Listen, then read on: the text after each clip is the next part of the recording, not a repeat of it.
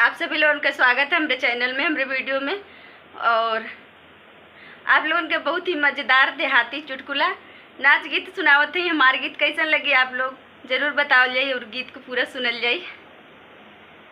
हमरे दुआरे कैनी बिया कई पेड़ावा, अरे हमरे दुआरे कैनी बिया कई पेड़ावा, अरे बहिनी कुल निमक उड़ी हो, अरे बहिनी कुल निमक उड़ी हो।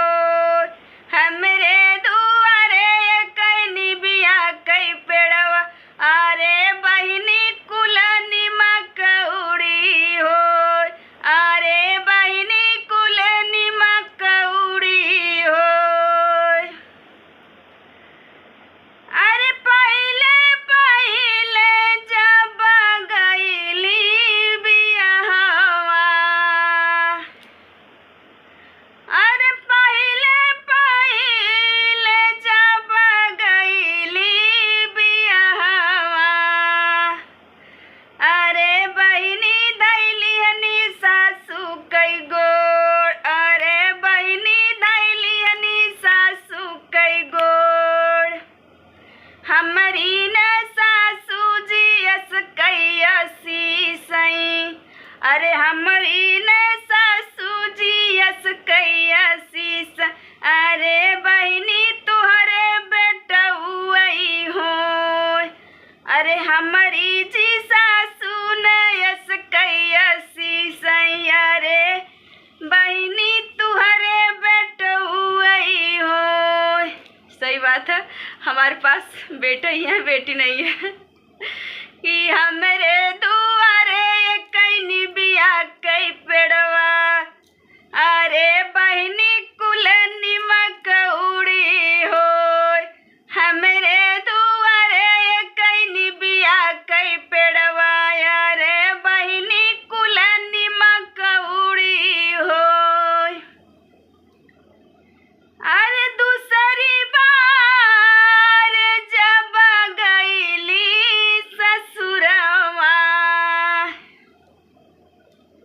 अरे दूसरी बार जब गईली ससुरवा,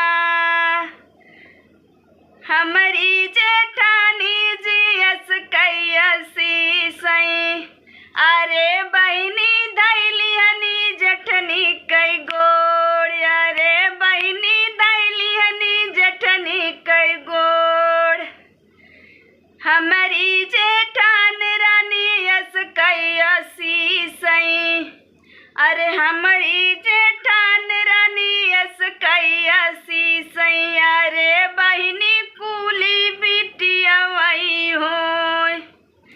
हमरी जेठान रानी अस कैसी सई, अरे बहिनी कुली बिटियावई हो।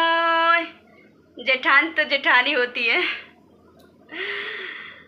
हमरे दुआरे कैनी बिया कई पेड़वा, अरे बहिनी कुल निमक उड़ी हो, अरे बहिनी कुल निमक उड़ी हो। तीसरी पठौनी जब गईली ससुरवा, अरे तीसरी पठौनी जब गईली ससुरवा,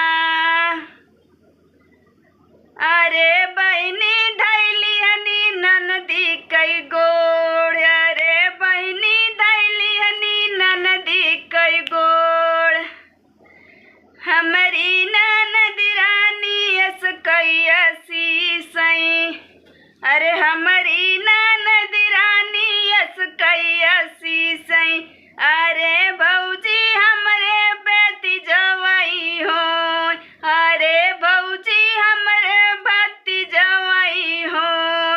हमरे दुआरे कैनी बिया कई पेड़वा, हमरे दुआरे कैनी बिया कई पेड़वा, अरे बहिनी कुल निमक उड़ी हो, अरे बहिनी कुल निमक उड़ी